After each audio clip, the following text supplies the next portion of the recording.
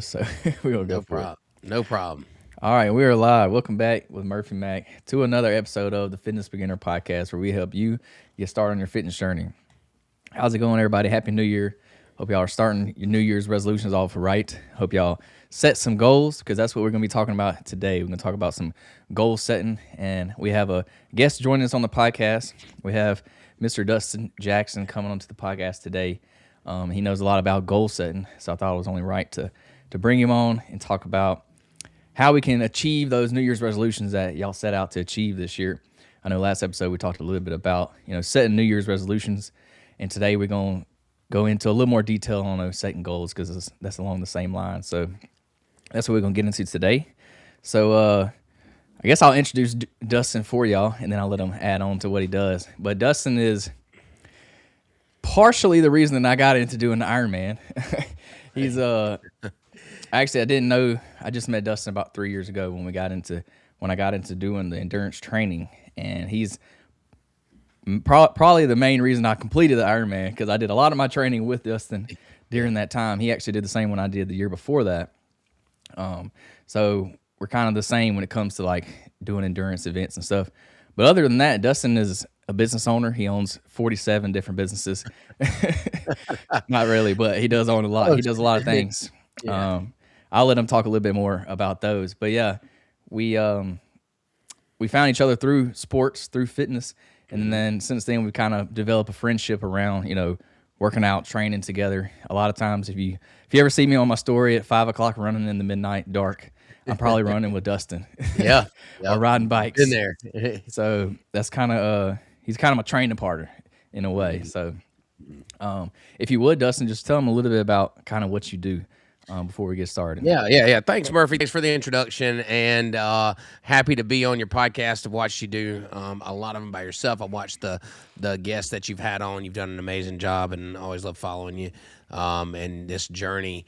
So honored to be asked to be a part of this. As far as myself goes, you're absolutely right. I mean, we've done a lot of training together. We've done a lot of running, biking, and some swimming together, and I think we've cried together at times, and it sure begged for mercy just yesterday. It's been fun experience, man, and I know if there's anybody that I was gonna ask, that I would ask like to go do something hard with me, it'd be you, because we got about the same level of quit in us, and that's tough. So, as far as business goes, it's not quite 47, so I'm thankful for that. I think we own 11, own and operate 11 companies, and when I say that, there's a lot of entrepreneurs out there that own a lot of businesses, LLCs, and they're not involved in day-to-day operations. And I don't know if this is a blessing or a curse, but I am involved in every company's day-to-day. So I'm not just an absentee owner. I'm very much in the mix. That's where I want to be. I like to solve the problems. I like working on things. I enjoy work. You probably could call me a workaholic, and that's okay. But it's that's what's fun for me. And so, we own an array of businesses from retail stores to some storage facilities, some detailing operations, some two distribution, countrywide distribution centers when we have manufacturing overseas, marketing company, a boat show of all things, magazine company, a software, a CRM software company. And so, yeah, I mean, it's a wide array. It's a lot to keep us busy and going. That's for sure. So the reason I wanted Dustin to tell y'all what he did is because if anybody has an excuse for not having enough time to do something, it's Dustin. So Yeah. I want to use him as an example of that. I don't care what you got on your plate or what you got on your schedule. You got time to, work on your goals, whether that's fitness related, career related, family related, whatever it is. You got time. You just have to make it a priority to do that, to fit it in your schedule. And Dustin's a perfect example of that.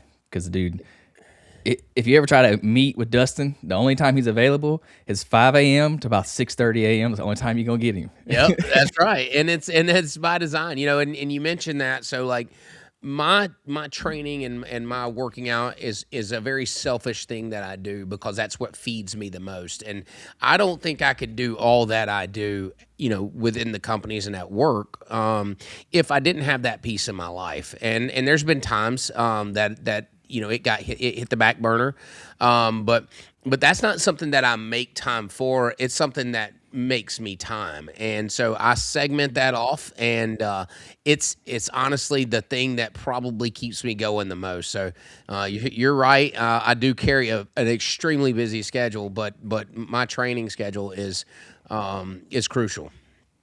I like how you kind of reverse the roles there on that one. It Yeah, gives you time because that, it that does. is true. Like when I get up and go work out, it starts my day. Like a kick starts my day, It and does. I get so much more done. Like if I get up early and knock a workout out, like my day is so much more productive than sleeping in, because then I don't know, you get up late and then you don't want to do nothing. So it's working out early is definitely a good thing to get your day going. It is. It's the snowball effect both ways, right? So if you get up early and you do something hard to start your day, the rest of your day it's easier. And it doesn't matter. It's like you lean into the physical aspect of the day. If you get up and run a long run and you go into work, you are energized to then make the phone calls, to check the emails, and if you're, in the physical aspect of it, work outside, whatever, you're geared up. And if you wake up late and you're running late and you're rushing, like, everything else seems to get procrastinated at that time. And so it snowballs both ways for me, for sure. And absolutely, I'm a morning workout, morning trainer. The evening trainers, when I'm doing 2-a-days, we'll do it, but it's usually 45 minutes to an hour, short and sweet, because I don't like to train in the evenings.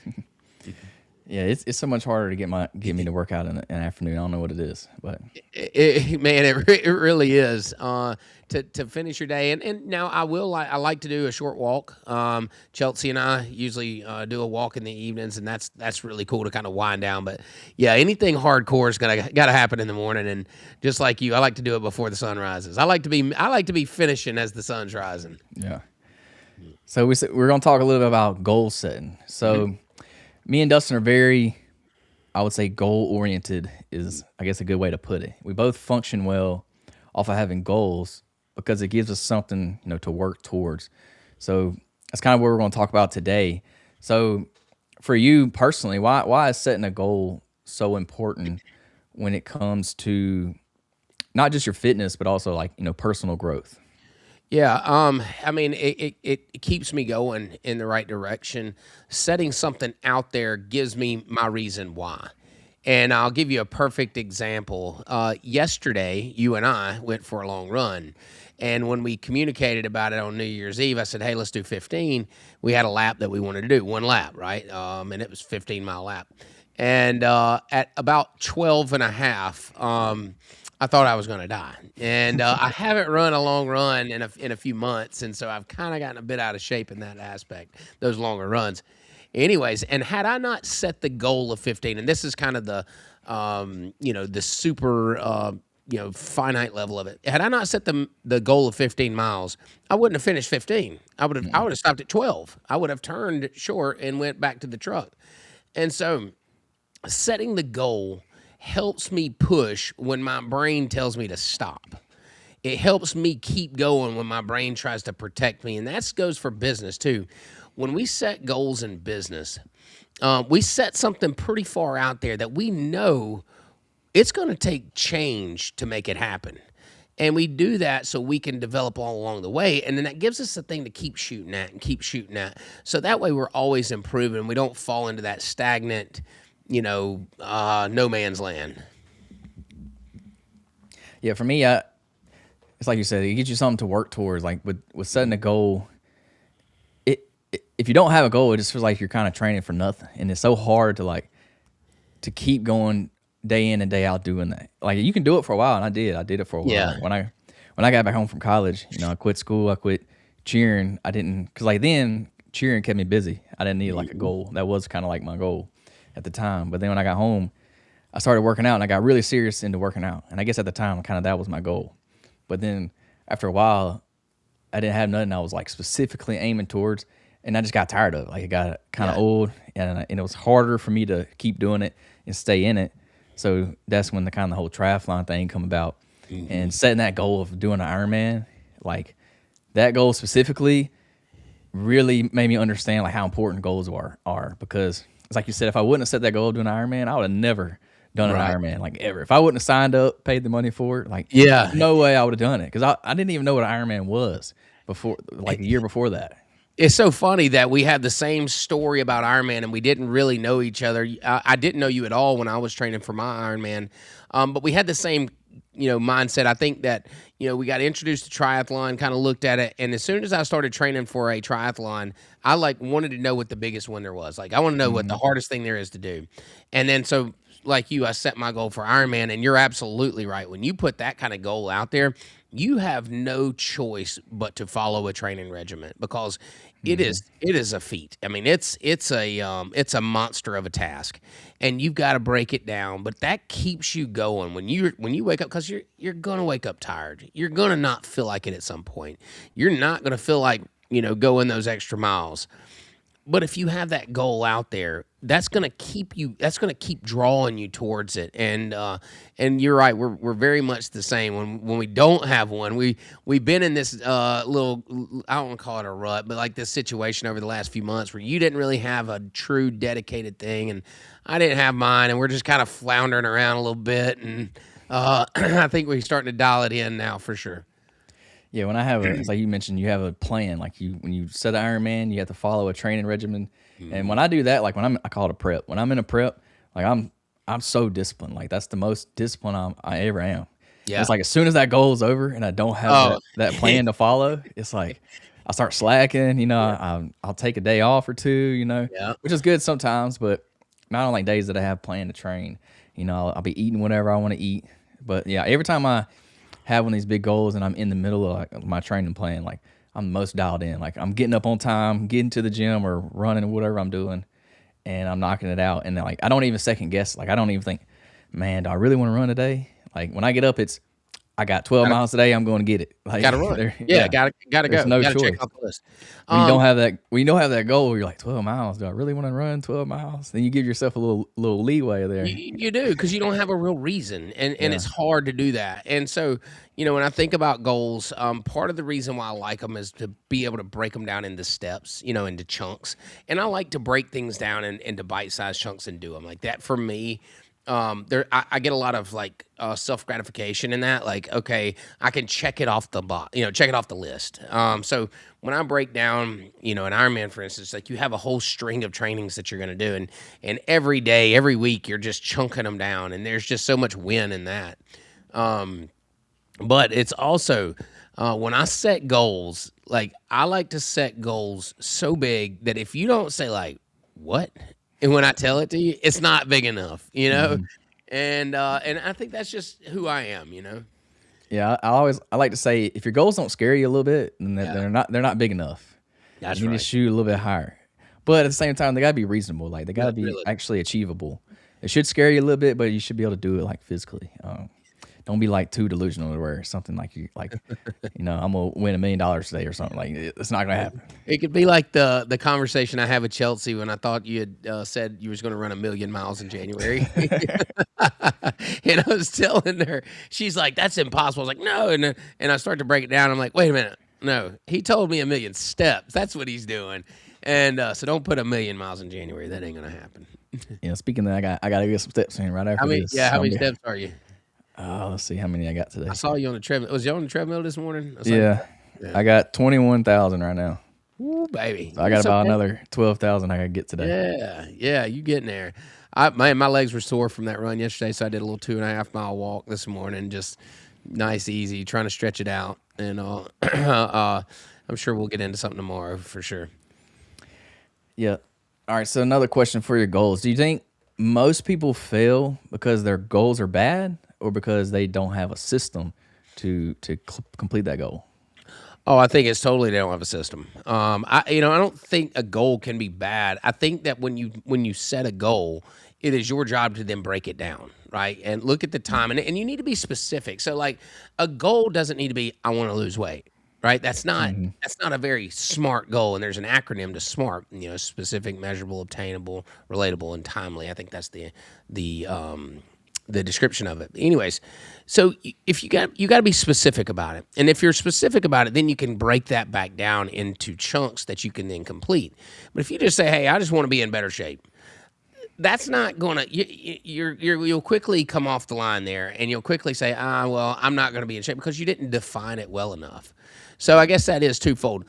A not so good goal would be very vague, would be very broad, and wouldn't be able to nail it down. But if you create a SMART goal where it's specific, it's timely, it's measurable, and it's obtainable, then you can take that goal and you can start to work yourself backwards. Okay, this is when I'm going to do that, and this is where I am now. How do I get from A to Z? And that's how you achieve goals, because you don't just end up there. It's all those little steps all along the way. And that sounds so cliche, but it's the absolute way it happens. You don't just wake up and achieve your goals. You wake up and you do the work every single day that is required for you to achieve that goal. Yeah, I like to take instead of making like a results based goal, I like to instead of it being results based, your goal should be action based. Yeah. I mean, yeah, you'll have a result goal, but like in order to achieve that result, you'll have to have a goal of like the action. So like you said, you're not gonna to lose 100 pounds. Your goal shouldn't be, I want to lose 100 pounds. I mean, yeah, you can break that down and say I want to lose, 10 pounds a month until I get 100 pounds. Yeah, that would be breaking down, but I would say take it even a step further and say, well, the action to lose 100 pounds is I'm going to go to the gym 3 times a week. Like that should be your goal. I'm going to go to the gym 3 times a week. Not necessarily I'm going to lose 100 pounds.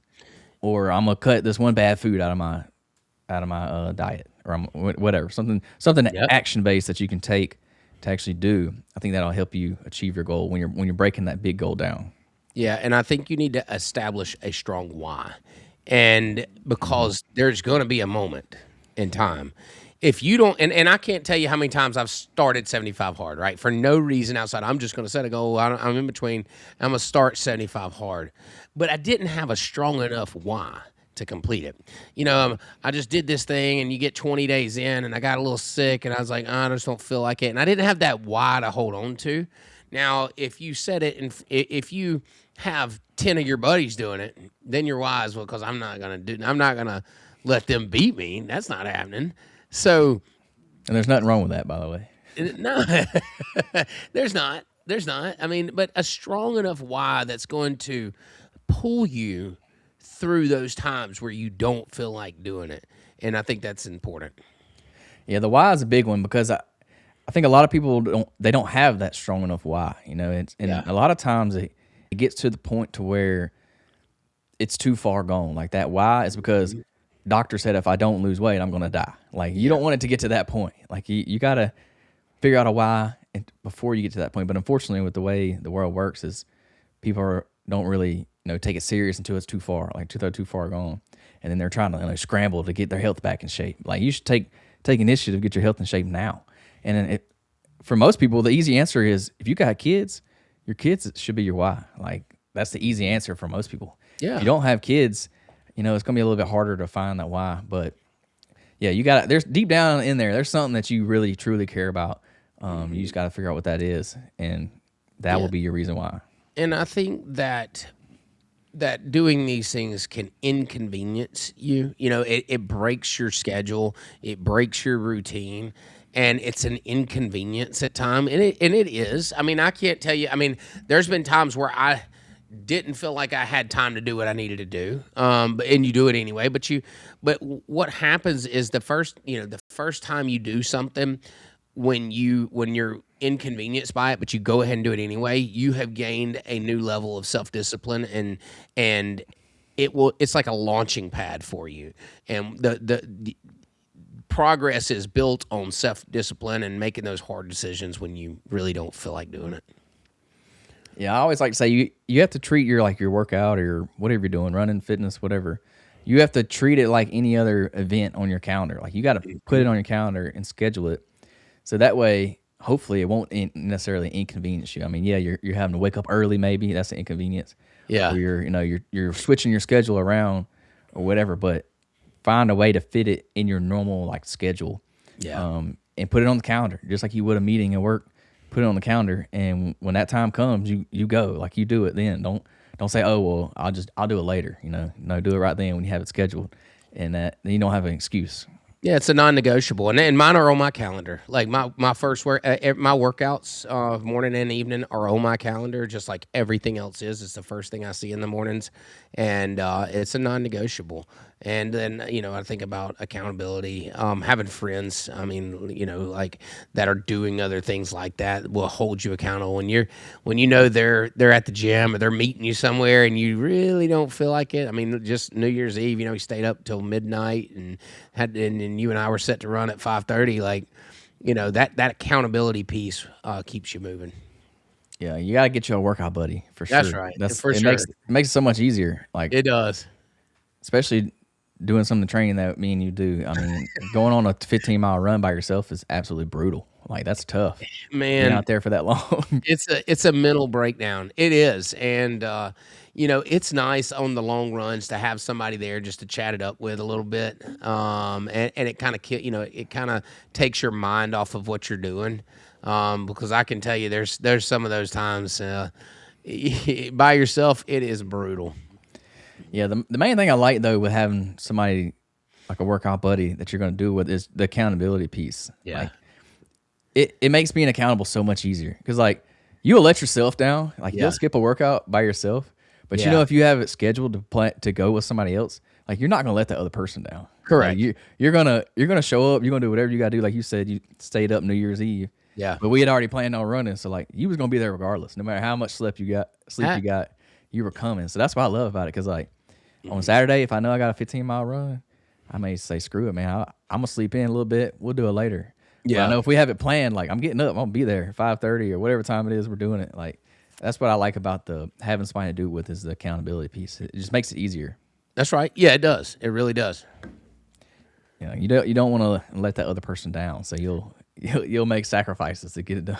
Yeah, you do, and then you make decisions leading up to that. If you know that you've told somebody you're going to do something, you make decisions that are better to serve that, right? So if I know that I'm going to run by myself, New Year's Eve, had I planned this run by myself, I might would have stayed up a little later. I might not have gotten in bed as soon as as quick as I did, because I probably wouldn't have went and done the run, or I would have done it later. But I told you I'd be there, so therefore it just forced me to make the right decisions earlier that night. And that goes for everything. The more you can have an accountability partner or group, or even if it's posting on social media, that is huge when it's when you're needing something and you don't have someone to do it with you. When you're needing that accountability, a social media post will keep you moving too. So let's talk like long-term versus short-term goals. Mm-hmm. When you look at goals, like how do you set them up? Do you set them up long-term and then break them down to short-term? Or do you like to keep those separate? You like to have those short-term goals and then have those big picture goals too? I like the long-term goals. I mean, nothing over a year. I don't want to plan. I don't want anything over a year. A year is like my max, right? We'll have now. When I think business is a little different than personal or fitness. In business, we'll have 3 and 5 year plans, but we keep everything about a 12-month chunk. In fitness, absolutely. I try to I try to plan a couple big things in a year's time to do, and then I just back down. And my daily and my weekly trainings are all based on that event or that thing that I'm going to do, which creates little micro goals, weekly goals or monthly goals, because you're getting to certain points so that you can do that thing when it's time to come. So for me, it's definitely the bigger goals. So I'm not having to think of that very often, because it's hard. It's hard once you've done a couple big things. What are we going to do? Just go run a 5K? Like that's not a big enough goal. Like, so you got to come up with something. And you and I think we both struggled with that after Ironman, and then you ran your 100-mile race. Like, okay, what's another big one you put on deck? I mean, it's not easy finding something that's comparable to those things. Yeah, I like long-term goals too, but they're sometimes they can get kind of difficult because they're so far away. Like they Yeah, don't feel within reach. And yeah. every prep I've done, there's always been a time during like right around the middle, like when it really gets tough, when you've been doing it for a few months and it gets hard, your training's hard. There's always that time that like you're not motivated. Your motivation goes out the window, and you're just beat down. Like you've been doing it for months, over and over, Yeah, waking up over and over and over again, and you yeah, kind of just want to quit. But you know yep. you're so close, like you're halfway in, or probably a little bit further, probably like 3/4 of the way in. Oh, man. You're like, man, I'm That's the so tough close. time. I feel like Yeah, crap, and I don't want to do it, but I'm too close to quit now. So like yeah. that weird, you always have that weird like little window there where it's like I'm kind of far away, like I could quit if I really wanted to, but I'm so close, so I just have to keep going, and I can do it. Yeah, So I've experienced that in all my challenges where it's like it's not really burnout, but you get kind of exhausted. you get bored. Yeah. You get bored with it. But like you start out, you're so motivated. You've made this announcement. You're doing this thing. Hmm. You're so motivated to get up and do it. It's like the new job that you're going to show up for. You're going to wear the best clothes. You're going to have lunch prepared. You're going to, you do this thing, and then you get a month in or 3 months in, and you're like, training's the same way. Like it loses its edginess. And I think for me, always announcing that in like using social media as an announcement. And so like to have, and we have the goal, the group ready set goal, and it was my accountability piece, because I did a lot of my training by myself for Ironman. And so for me to make that announcement kind of gives you some reason to keep doing it, Hmm.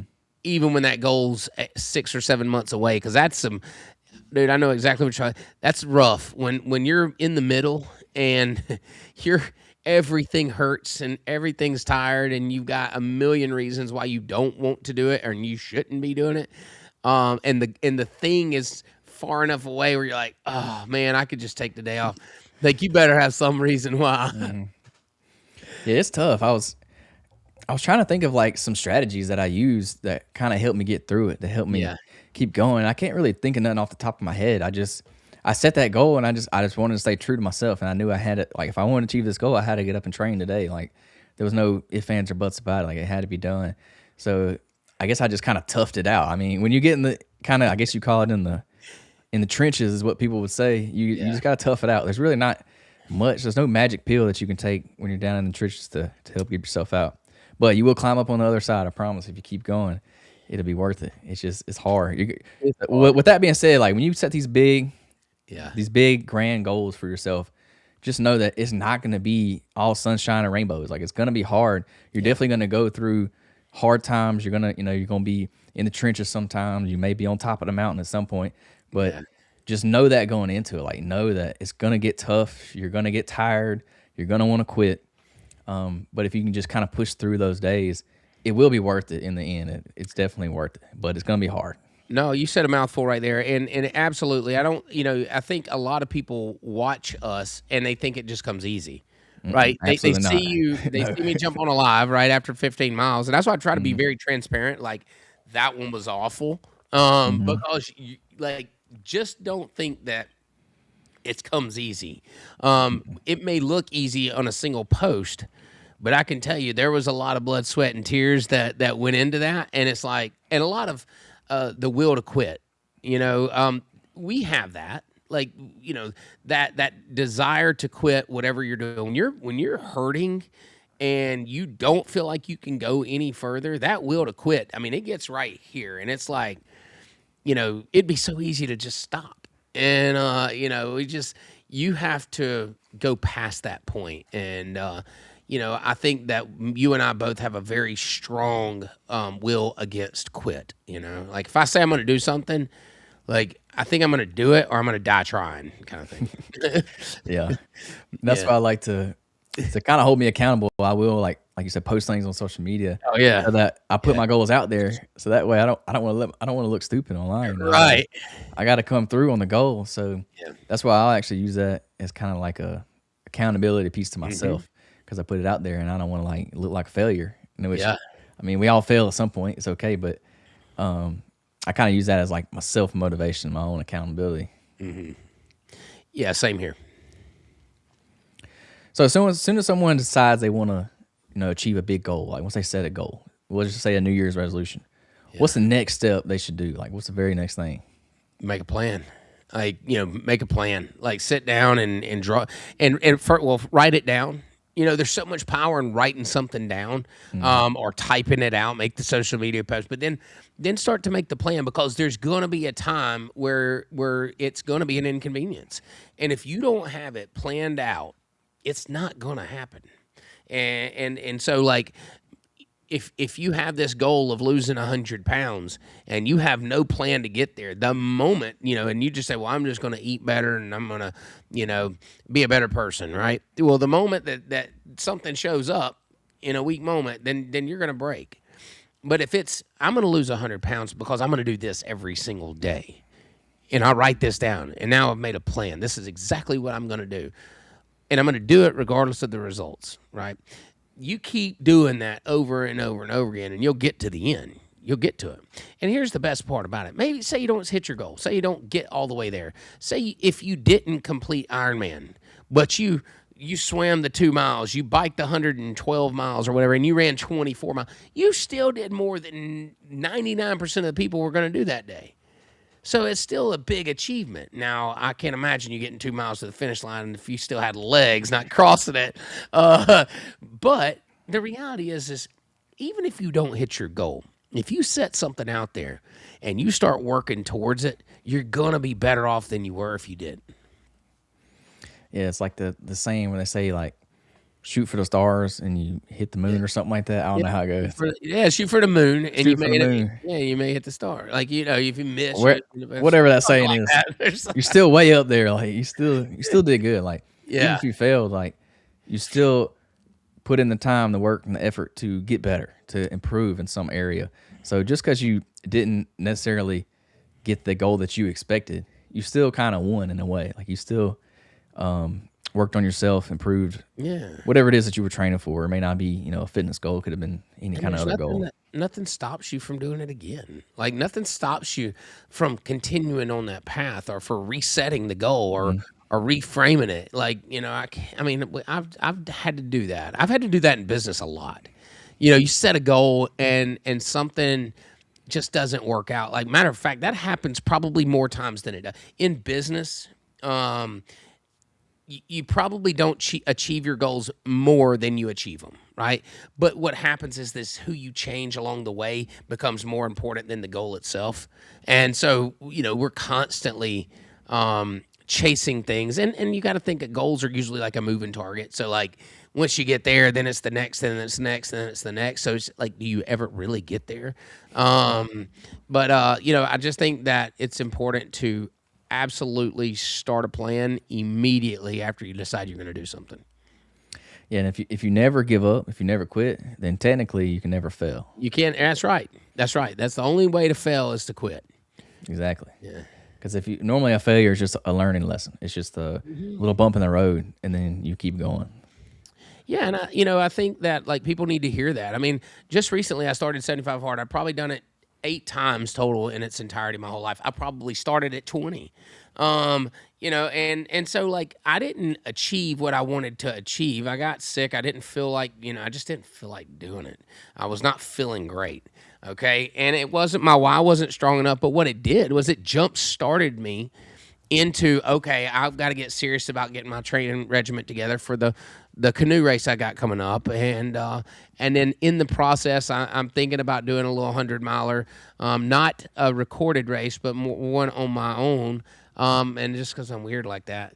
And so that's what kicked that off. So it's not necessarily, it doesn't always have to be that goal specific, but who you become in the process. So when you look at, like, fitness goals versus business goals, do you kind of see those the same? Do you treat them the same? Do you approach them kind of the same? Do you approach them differently? How does that work for you? That's a great question. I think I treat them mostly the same. So business can be broader, and it relies on more people. So when I think of a goal, like, we have goals for 2026 for every company, and I developed from those goals an operating plan, a 12-month operating plan for every single company. Like, we've been working on this for 5 weeks. It relies on everyone else, so you've got to really break it down even further, and then distribute out. But I guess in the essence, it's set something. It's figure out what it's going to take to get there. It's break it down into bite-sized chunks, and then it's complete those tasks. So, yeah, after saying that out loud, I think it's treated the exact same. It's just more people are involved. But and then goal setting it's important there, because if it's something that someone else tells you to do, it's really hard to get behind. It's really got to come from within. And when you're setting your goals, like, you really need to make sure it's something that's feeding your life and feeding who you are and what you want to be, and not something that you heard on this podcast or that you saw on TV and like, I want to look like him and or her. And like, that's not who you are or who you will ever be. Then you're kind of chasing this unachievable task, right? This unachievable goal. But if you feel it, and you really gotta, that's what I mean by having a strong why. Like, it's got to be you. It's got to be organic and natural, and something that feeds you. Because if you don't have that strong why, I'm telling you, it's not gonna happen. Yeah, you gotta have something to push you through when the times get tough. And if you don't have that why, it's probably gonna end up giving up or quitting. So, Oh, that's a fact. I just had a question. Oh, how do you prevent, one bad week or one bad day from turning into like an entire, like, you and quitting altogether, just turning into like a trickle effect? Do you have any like strategies or tricks that you use? Great question. And this is probably one of the hardest things, because usually what happens is somebody will miss a workout or eat something bad or do the thing, and let that completely erase what they've done.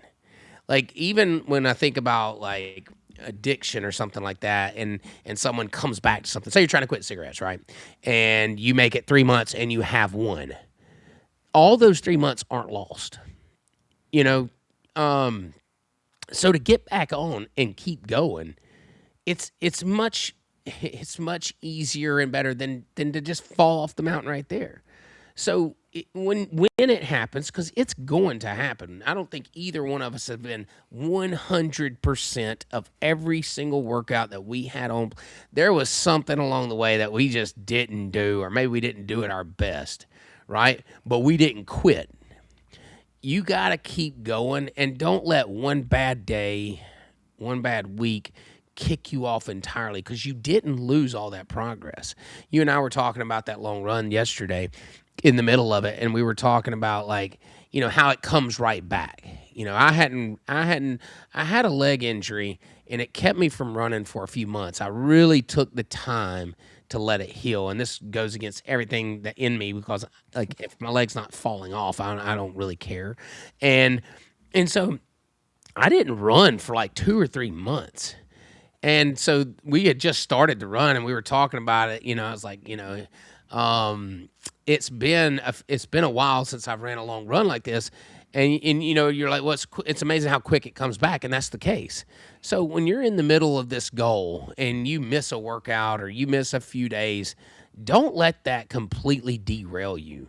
Stay close to it, and then just get right back on. Don't wait till Monday. The worst thing we can do is wait till Monday. Everybody's guilty of it. Just look at New Year's Eve, New Year's.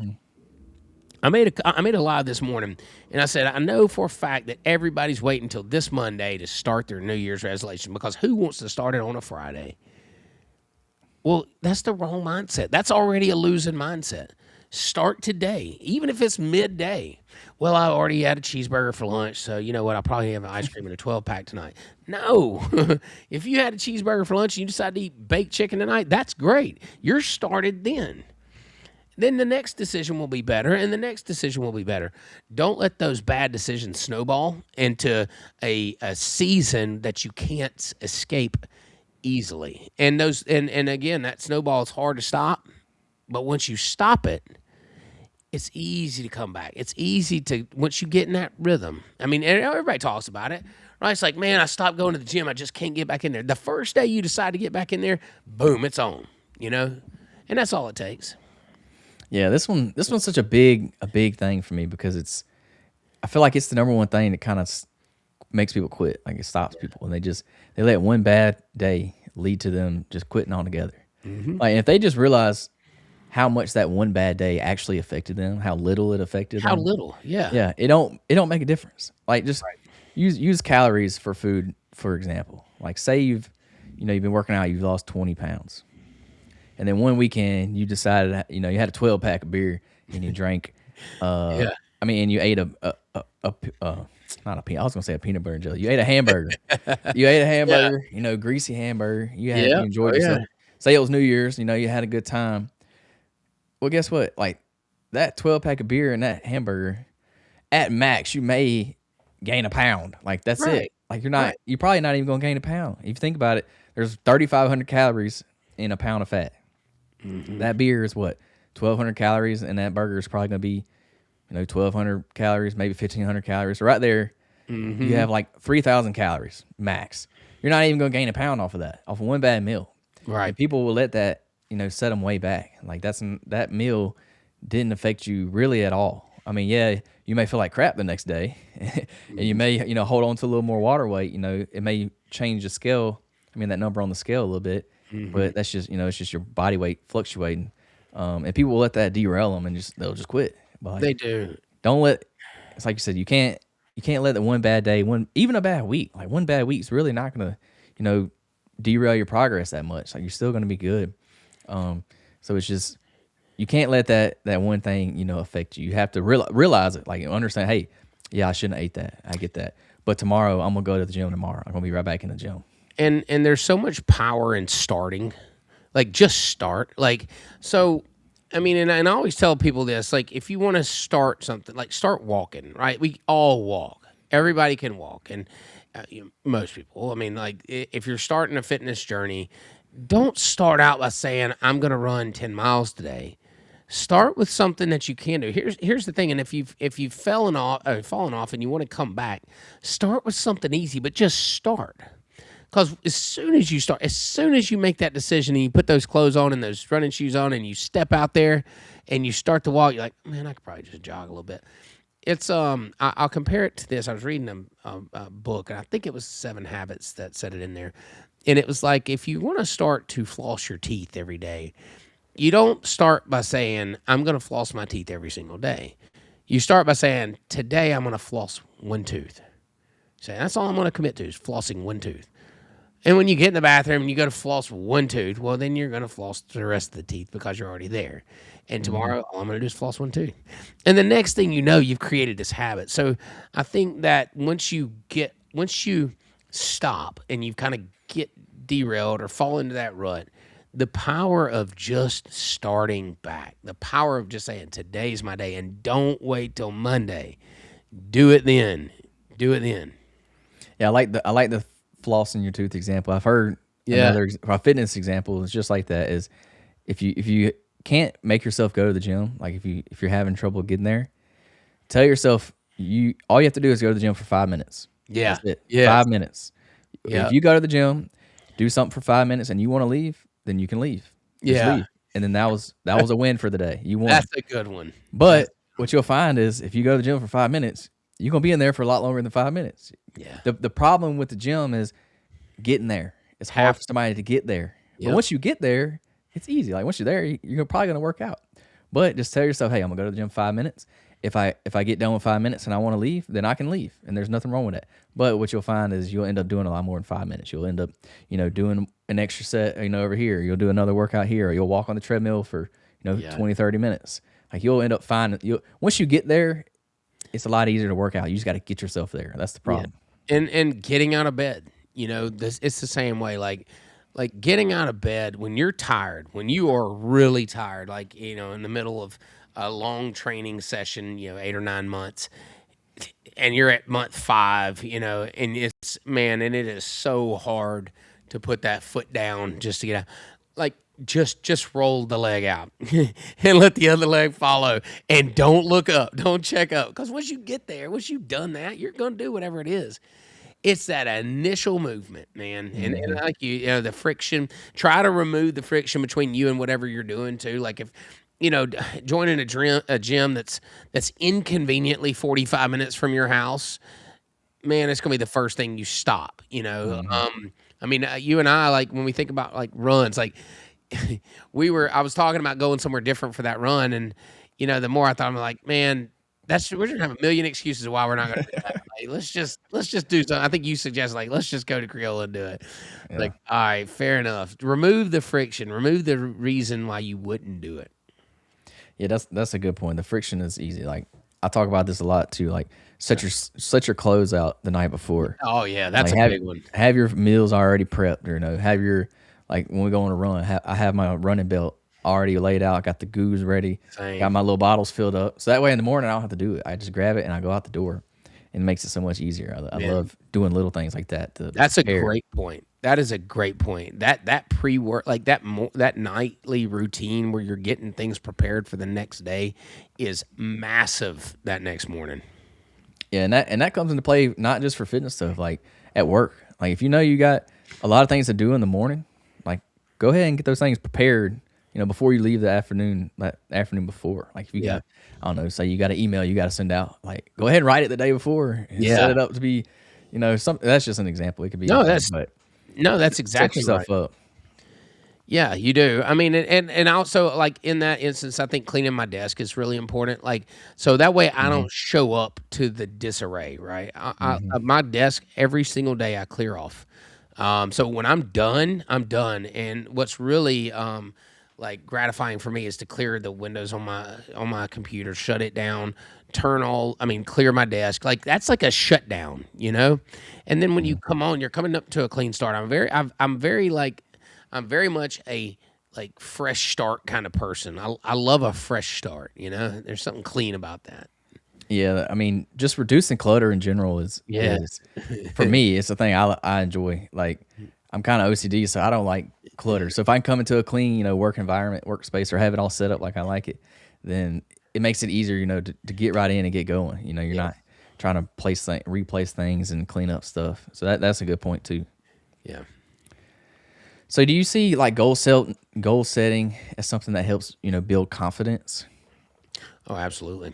Absolutely. Like, I don't think I would have done half of what I've done in business if it weren't for my fitness goals. When you start to win, when you start to, you know, um, exercise self discipline and you start to check those boxes, dude, it empowers you. It empowers you more than you'll know. Like one thing I always talked about people about 75 hard is it is not about the fitness aspect of it at all. It's Mm-mm. two 45-minute workouts, but those can be, I mean, the workouts can be walks. Like they don't have to, there's not this huge workout.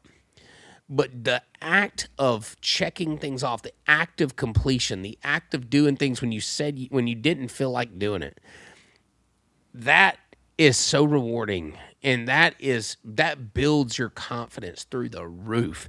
And there's nothing else that can stop it. Let me give you a perfect example. We run yesterday. We checked the 15 miles off, like, and when I tell you, I think everybody needs to understand how hard those last two were. It was all I had, and I'm feeling it today. But we get home, and the kitchen sink had stopped up. And so I'm like, pour Drano down, it won't go down. Call a plumber. He brings the little snake thing in. He tries it for like an hour, and this is on New Year's Day, so he's got this family and he's got to go. And I say, well, you leave that thing here. I want to see if I can get it, because he was just kind of, he was being helpful, but he really wasn't as committed. And so I sat there, and I never even ran one of these things, but I just did it, and I fixed the drain. That will to keep going came from that run.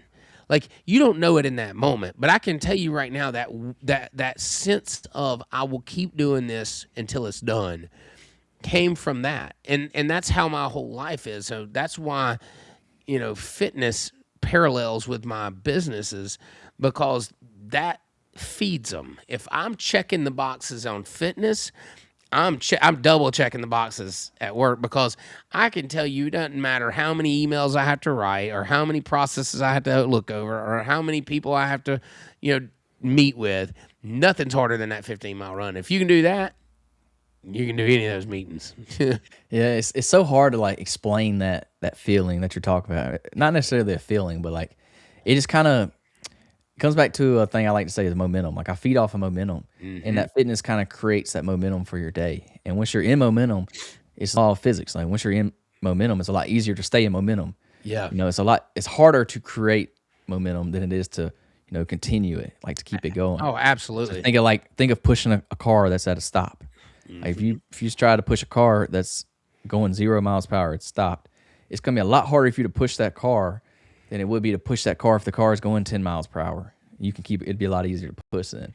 So Yeah. that's like momentum's huge for me. I function off of momentum. Like if I can get something created, like get me going, and that's fitness. That's my workout in the morning. It gets me going for the rest of the day, and then I'm so much more productive throughout the rest of the day. You talk about checking the boxes. So the thing that I use as like my first check in the box in the morning is I make my bed. And Oh, I yeah. absolutely I hate making my bed. I hate it. I absolutely despise it. And my wife buys 27 pillows to put on the bed, and I got to put all of them on the bed, and I hate it. Like I tell her, I'm like, hey, you got to get rid of these stupid things. Like I don't Yeah. want these pillows on here, but I make the bed up every day, and I don't do it because I enjoy it or I like it or because I care what the bed looks like. I could care less what the bed looks like. Yeah. I simply do it for that reason, to check the box, to create that momentum. It gets me going. So like I can go ahead and check one, and it's so much easier to keep checking them as the day goes on rather than putting off. No, I don't need to make the bed today, and then I may slack on my workout. I don't need to work out today, and then I don't need to do this meeting today. It has a trickle effect. So I feed off momentum, and that's what helps me a lot when it comes to just daily tasks, just getting things done around the house, at work, or wherever. Yeah, it does. I mean, and just like stopping something, how hard it is to get started back, it's hard to stop something once it's started. Once you got some momentum going, it's really hard to get off that train. And so that's why, and when you do, it's hard to get back on. So it's like that's why we value that so much. Like when you're going that direction, it's like man. And I'll tell you, like when you're approaching the goal. And when you're approaching completion to the goal, there's no other almost depressing time than when you're right at finishing the goal or right after finishing the goal. Absolutely. Because it's like man, what now? And so that's a scary place to be. I know some of my biggest ruts or my hardest times going off schedule, off routine, have come after completion of something big. Yeah, absolutely. I think, especially with these big like endurance events I've done, I feel the same. As soon as it's over, like crap, what do I do now? What now? And it's good to rest. Like you can't just go from one big event to the other. Like you gotta let your body rest. Yeah.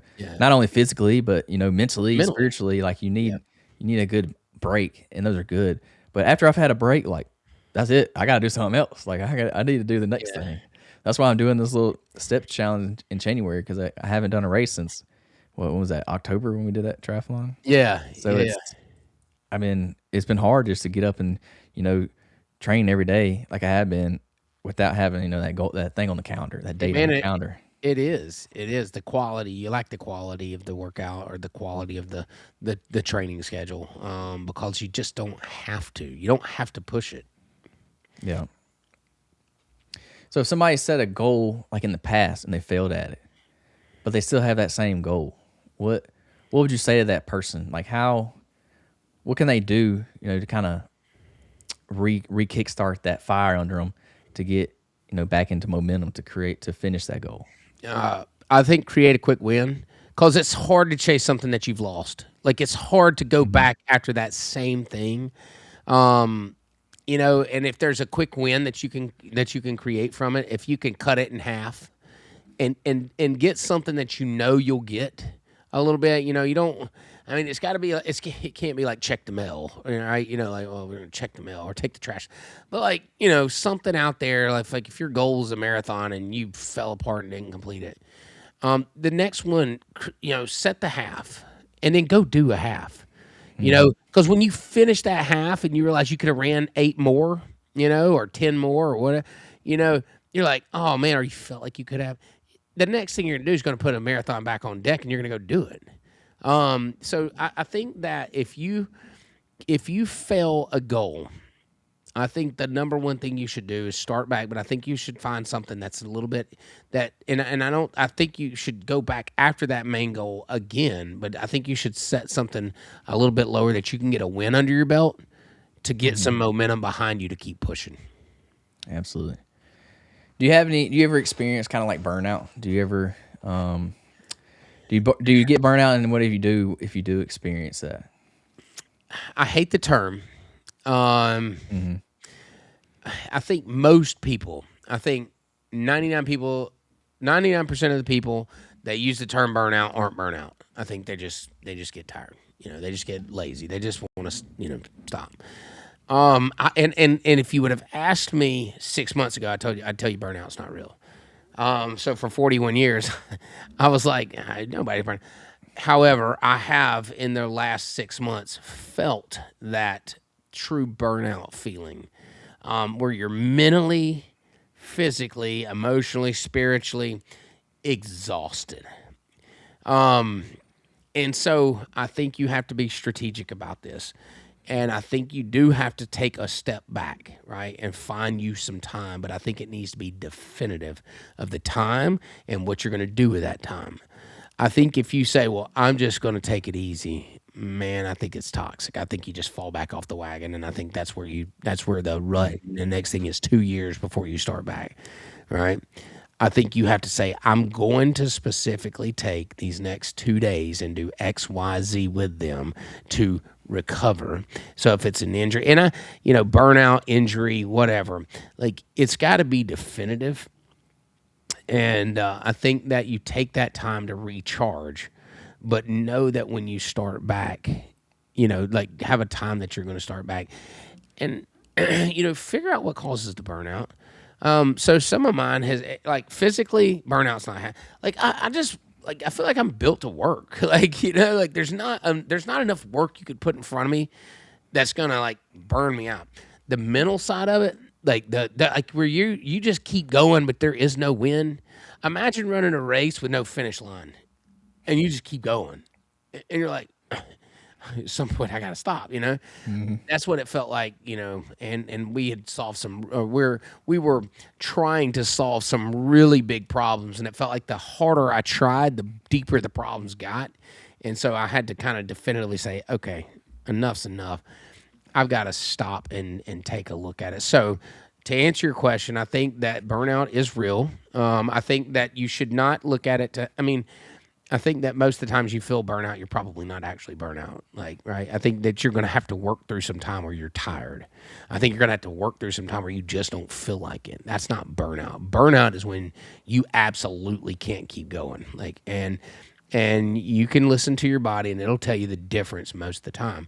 But when it is, you define your time. You define that break that you need, so then you can go back and serve or chase your goal or whatever it is that you were doing in the first place.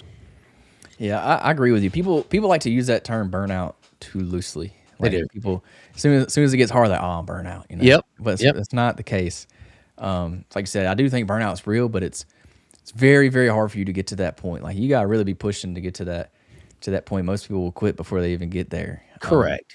People like to use it, and then they just use that as their opt out. They're like, oh, I'm burnout. I gotta quit. Yeah. But like you say, if you are to that level, be strategic about your off time, your recovery. Don't just like you said, don't take off. Don't just quit, because then you're gonna not do anything eventually. But I think of it as like active recovery. Kind of like how if you're training, you have active days and then you have recovery days. And that recovery day is not just mean, oh, I'm not going to do nothing today. You're probably doing something actively on that day to recover. You're stretching, ice bath, foam rolling, walking. Like you're doing something to recover. You're not just taking the day off. So I think that's like a good thing you could do when you're experiencing burnout. And most burnout is going to be mental. So like, it may be going for a little retreat, take a little vacation, like by yourself, go walk in the woods with nature, or do some meditating, I don't know, pray, whatever it is that, can get you back on track, get you, get your feet back on the ground up under you, and get you back stable. Yeah, prayer's been a big one for me. And I know that may not be everybody's cup of tea, but I can tell you for me, my faith and by leaning heavier into that is really what brought me back out of that. And it's given me confidence to keep moving forward. So for me, that's where I leaned heavy into, and it's working. It's feeding me. Absolutely. So if you had one, I want to get on the canoe race. I want to ask you about that. But before All right. that, is there one piece of advice you have for anybody out there for any kind of goal setting, any goal setting advice that somebody's listening, like they want to achieve their New Year's resolution they got coming up? What would that one piece of advice be for them? Just start. Just start. It's not going to be pretty. You don't do this. Don't say, well, I got to go get new shoes and I got to get some gym clothes and I need to get this new water bottle because this one's not cute and I got to go find a track to go and then I got to get don't do it. No, just start. Just start with what you have. Start right now. Start right now. Don't wait. The biggest word of advice I'll give you is don't wait till Monday. And even if it's Monday, because everybody says that. And it really applies this time around because New Year's was a Thursday, which is weird. A lot of people are probably waiting until Monday to get I started. can tell you they are. But yeah, don't wait. Don't wait. It felt weird for me too on being on a Thursday. I was like, dude, man, today felt like a Monday all day. Yeah, it's kind of weird. But hey, I started my step goal yesterday. If you hadn't listened to my last podcast, I told everybody my goal for January is I'm going to walk 1 million, or not walk. I'm going to take 1 million steps in the month of January. So it's like 33,333 steps a day. So I'm doing that. Today's day 2. I got way ahead yesterday. We did a 15-mile run. Yeah. So I got like 45,000 steps in yesterday. Dang. Way over. Yeah. So I'm a little ahead, but I'm not going to use that yet. I'm going to keep that in the bank. Yeah, keep those banked. I'm going to keep those banked up because I know there's going to be days where I can't do that many steps in a day. Yeah. So yeah, that's kind of like my New Year's resolution, my goal that I'm working towards. That, like I said, it kind of scares me. I don't know how I'm going to do it, but I'm going to figure it out. I'm going to figure out a way. Love it. I love it. So speaking of big goals, New Year's resolutions, you have a big one yourself. You have a canoe. It was the Alabama 650. It's a canoe race. That's literally 650 miles. I know that sounds ridiculous because it is ridiculous. It is ridiculous. But so for anybody that don't know, just kind of give them a synopsis of what it is. Yeah, I mean, it's a 650-mile from the top of Alabama to the bottom of Alabama canoe race. Straight down Alabama, straight down the state. And I think it needs to be said is I'm not an avid canoer. Okay, the 2 years ago, a very good friend of mine, John D, invited me to go do the Pascagoula run, which was a 12-mile canoe race, 12 miles, right? And we got out there. I sat in the canoe one time before that. We go out there and we paddle our hearts out and win. Okay, and then and after that, it was just like my first triathlon. I was hooked. I want to be in it more. And I was like, well, what's the biggest one we can do? And the Great Alabama 650 is it. And so we had set up to do it last year. And my partner at the time that was going to do it with me, which is actually a business partner of mine, he's got a torn rotator cuff, needs shoulder surgery, couldn't do it. So John D knew that he was having a baby, and they did. And so now his baby will be old enough for him to leave and go participate in this thing. So this year, I think it's in October, I believe, or maybe it's the first part of November. Let's see. I'm sorry. Yeah, it is. It's October, I believe. Anyways, so get in a canoe, 2-person canoe, and you canoe for 6 to 7 days straight. I mean, you got 10 days to do it. We're no way we're taking 10 days. We're going to start on Saturday, and I think our goal is 6 days. And so you got a series of required 45-minute ranging stops. I think there's 7 or 8 of those that you have to stop the boat and get out. And that requires you to stop and check in. Now, we'll probably use that time to sleep for 3 or 4 hours, but it is pretty much a 20-hour a day. And then when you get towards the end, it's probably more than that, paddling straight through the night, dark, through the day, through the night, through the rain, through the sun, whatever, canoe race. It's big. It's a big goal. And it scares you. Yeah, it's a big, scary goal. Yeah, it's going to be tough. I'm really interested to see how y'all do for that. So, speaking of that goal, have you, broken it down yet? Have you really, looked into the details of how y'all going to achieve it? Great question. So him and I are in the process of doing that. We've all kind of, well, me and him have discussed our training regiments. You know, we're gonna get a Mm. once a weeker in for sure, very quick, and then do some. So I'm gonna be doing some running. I'm gonna chase down my a running goal too to help lose some weight, just get into better shape. But yeah, so him and I are still discussing what the actual plan will be, and we'll have that nailed down by the end of the month. We're gonna have our strict regimen as to what we're gonna do, and then you have the logistics of doing the race. So, you know, it's one thing to be physically fit and to go do the race, but there's a lot of logistics there because you have to have a team captain, you have to have truck and trailer, you got to have you know, backup boat, backup paddles, all of the nutrition, you know, all the supplies, all has to be planned out. And so to me, that's the fun stuff.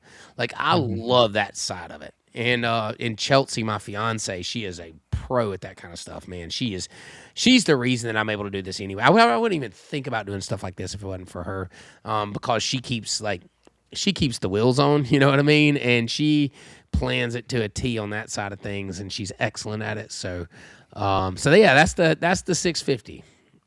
Yeah, I like how it's really not just a U race. It's a team race. Like it takes everything. It's a That's team race. that's what I liked about the ultra. Like, yeah, in the ultra, I was the only one running, but it took my whole team for me to complete it. Like my family came up and they crewed me. They're my pit crew basically. That's Yeah. how it works.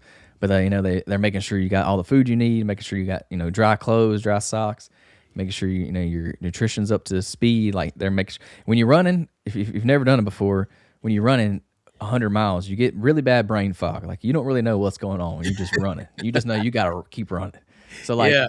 trying to do math in your head and think about what you've eaten, what you've drank, like it's hard to keep up with that. So like having a pit crew there is critical because they know exactly how much you need to drink each aid station, exactly how much you need to eat. Because like when you do ultra, you'll know this, but like you'll track out your calories, your electrolytes, your fluids, your liquids, like how much you're intaking, because you have to or you won't finish. Like your body won't be able to finish.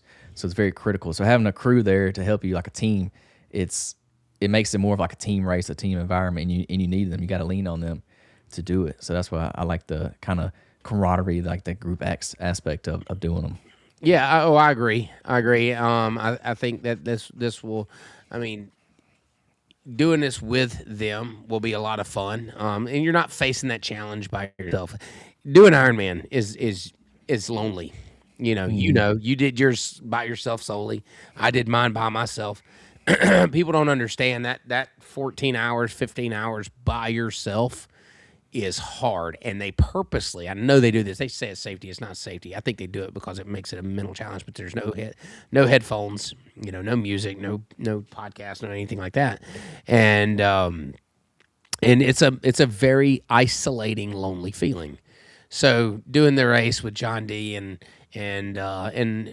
Chelsea or whoever's going to captain us and all that stuff it'll be more that team environment, and you're less likely to let your team down than you are even yourself. We talked about that earlier. Yeah, and just every time you come into like I call it a pit station or whatever you want to call it, a cruising station, dude, that's like the highlight of your day, or the highlight of your hour, or whatever it is. Like you look forward to that. Like you're like, crap, for you, I've been paddling for 20 hours. I can't wait to see somebody else, Yeah. I can't wait till I get to see them because it's like a Ironman relief. was like that transition. You could come in to see it, but it was very short. Like I'll never forget at the turn in the run at 13, and you know where it's at. We did the same one. You're right there by the finish line, and you'll turn. But Chelsea was there, and a few of my friends and all, and they were, man, I was in a bad mental place right there at that 13. It's tough. That turn right there, they strategically placed that turn right there by the finish line. And you got to go run 13 more, and it's the end of the night. It's dark already, and that's hard, man. But seeing them kind of added some spark. So, yeah, imagine those transitions. They're not called transition. Imagine those checkpoints, portages that we'll have to get out. I hope I'm saying that right. Will be will be encouraging. Yeah, it's funny you mentioned the Ironman being lonely because to me, the actual my expectation for Ironman and what actually happened was completely reversed. Really? When it come to the different categories or not categories, but the different disciplines. Yeah. So like going into the race, I thought swimming was going to be the hardest by Oh far. yeah. Oh yeah. I thought biking was going to be the easiest by far. Yeah. And I thought running was going to be really hard just because it was last, but I knew I could tough it out. I was like, Yeah. Once you had that. I can do the run. I'll Yeah. just have to tough it out. And that was my expectation going in because that's how my training was. Like to me, cycling is super easy. Like you just ride a bike, but it's for a Keep long pedaling. time. Yeah. I was like, no problem. Swimming, never swam before. I was like, I really got to practice this swim because this is going to be tough. Like I don't know if I can swim 2.5 miles in the ocean. Like I Yeah. don't know if I can do that. So it scared the heck out of me, and I thought that was going to be hard. And then the run was kind of just a run, like it was kind of in between. But when I got out there, it was complete opposite. Swim was by far the easiest. Yep. And I think because one, it's first, so you're fresh. Two, you have a ton of adrenaline pumping.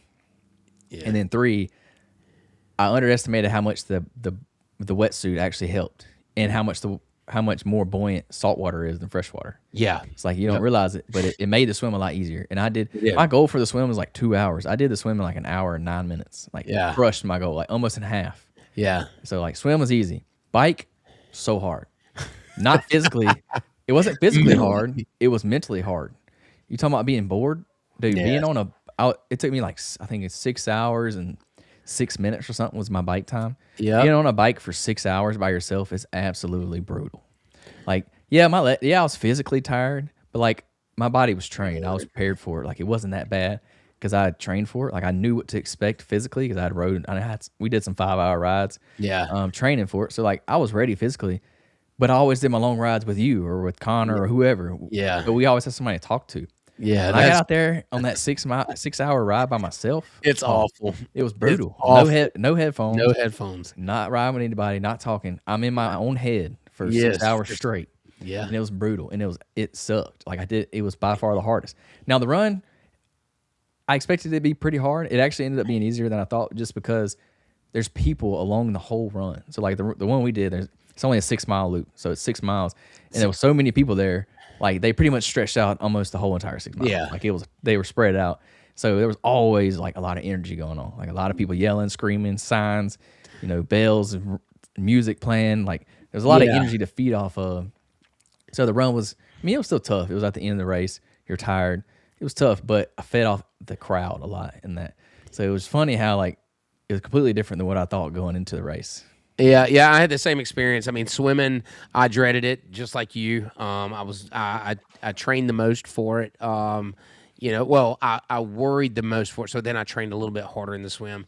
Found it, and I hate to say this and set somebody up for failure, right? Don't underestimate the swim. Oh no, I over prepared for the swim by far. I trained 5 days a week for the swim for months. Yeah, like, I over prepared for it. I over prepared as well, and I over mentally prepared. Like I prepared for it to be awful, and once you get out there, and like you said, the wetsuit is very it's buoyant. The salt water is buoyant. You do stay on top a little easier. It's easier to get in that rhythmic swim. However, don't underestimate it if you're training for Ironman right now or even thinking about it. Don't underestimate it, because that's where you could really get hurt out there. But the swim came easier, just like you experienced. I think I was like an hour 20 or something like that. The bike, where I messed up on is when I looked at the course. There was a point at 90 miles or so where you actually take a right and you go out, like you're coming back and you're almost back to the transition, but you take a right and you go like through these like woods or neighborhoods and around this park and all this. And I'm like, in my mind, I remember looking at the map going, if I, when I get here, I'm pretty much at transition. Like I'll start to mentally prepare for the run. Okay. Well, you're still 22 miles from being done from the transition, which is an hour plus, like hour, 10 minutes, depending on how fast you're riding. Right. And so for that hour, like I had made this, I had this thought like, oh, I'm almost done with the bike. And I get like 20 minutes into this and I'm 50 minutes from that. And I'm like, oh, I have messed up, man. This thing's never going to end. And when that enters your mind, oh, it's hard to get past that once you have that thought of like, this is never going to end. I can't do this. When you have those thoughts of can't and ooh, baby, you got some mental work to do. And then, when I got to transition, and you never think you would look forward to running a marathon more than an Ironman because you're done with that bike and you get to go Mhm. run for a minute. And it's like I look forward to getting on my shoes, getting this bike shoes off, getting this helmet off, and just going for a run. Yeah, I never really experienced like the distance thing in the Ironman, but I did in the Ultra, dude. Ah, yeah. I messed my head up bad in the Ultra trying to guess how far I was. Like same So experience you did. Like I thought I was a lot closer than I was, yeah, and I ended up being way off, and it just screws you up mentally. dude, So it does. if you're ever gonna do an endurance challenge, don't even look at your watch. Don't look at the distance. Don't even guess. Just go. Just Go until they say stop, yeah, or go to the finish line. Like, don't even yeah. worry about it because it's gonna mess you up mentally. Like that ultra was brutal. When I looked at, I was trying to guess because I didn't have my watch, or I had my watch, but I was just looking at time, and I tried to base my distance off my time, and I completely messed it up, and I screwed myself up Oh mentally. man. Like, and I wasn't just like a mile or two off. I was miles and miles off. Like, it was bad. Like you said, I was like an hour off. Like it wasn't even close. When I'm running, I won't Brutal. look. I mean, even like yesterday we were running. I'm like, how many miles are? What I would guess. I'd kind of. You always estimate like, what are we like? Mhm. What are we here? And you'd be like, oh, we're here. Like because you just like if you ever start to look, if you ever look down, it's like being on height. Being afraid of heights, and you look down. If you ever Mhm. look, time slows down big time, and that misery that you're in just gets worse. So yeah, don't look down. Well, I think that's got all I got for you. Yeah, If you would let everybody know where they can find you at. Shout out all 47 of your companies if you want to. yeah, uh, yeah, yeah. Yeah, find me on any social medias. The typical is Dustin Jackson. I think I'm the Dustin Jackson 101 on TikTok. And then Dustin Easy In on Instagram, and then Dustin Jackson. I mentioned Easy In. Easy In Outfitters like I'm wearing today. We have Easy In Detail, Easy In Storage, IGL Coatings, Apex Tent and Film, and a host of other companies. Boat Show on the Bay if you're out at the end of March near the Battleship Park. That's us down there. And I mean, we got a host of other things, and just check me out on social media. If you ever want to chat, I have an open calendar link. You can schedule a call with me. I enjoy talking about pretty much anything business and fitness and all that. And of course, you can, if you follow my Facebook, I do a lot of lives. I do lives in the morning. And I do a lot of motivational stuff, so that's my platform of choice. So yeah, you check me out there. and one thing you forgot to mention, which you talked a little bit about earlier, is the Facebook group. Oh So yeah. Dustin has started a group called Ready Set Goal. I Hmm. believe you started it when you was doing your Ironman training. But basically, it's just not necessarily it is a fitness group, but it's more like a accountability Yep. group for people, mainly based in the mobile area. But it's on Facebook, so Mhm. you can be from anywhere and join it. But it's just a kind of motivating group that we use to help hold each other accountable. We'll post our your sweaty selfie in there when you get done Yeah. working out, or you'll post your workout on there, your watch or whatever when you get done, and it's just Mhm. to kind of hold each other accountable to trying to cheer each other on, motivate each other. Sometimes they'll run like little challenges and stuff in there. Like I've done 75 hard in there before, Yeah. and everybody will post their progress on there, post their day when they check it off at the end. So it's kind of just like a motivating group that you can join if you need, or if you have questions, you can find somebody in there to help answer your questions or anything like that. So y'all join it. It's called Ready Set Goal Yeah. on Facebook. It's a Facebook group, and y'all can request to join that.